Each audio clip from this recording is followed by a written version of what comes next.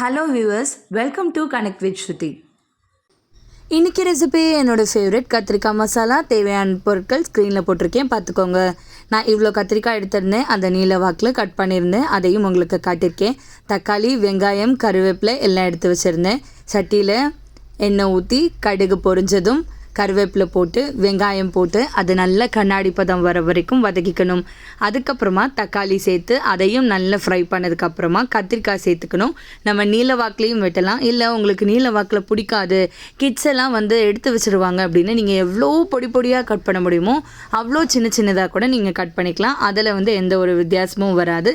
இதை நீங்கள் வாயில் எடுத்து சாப்பிட்ற மாதிரி இருக்கும். அந்த கத்திரிக்காய் ஆட் பண்ணதுக்கப்புறமா மஞ்சப்பொடி, மல்லிப்பொடி, வத்தப்பொடி எல்லாம் சேர்த்து லாஸ்ட்டாக உப்பு சேர்த்து நல்லா கொஞ்சம் எண்ணெய் சேர்த்து கொஞ்சம் தண்ணி சேர்த்து மூடி வச்சு நல்லா ஃப்ரை பண்ண போகிறோம்.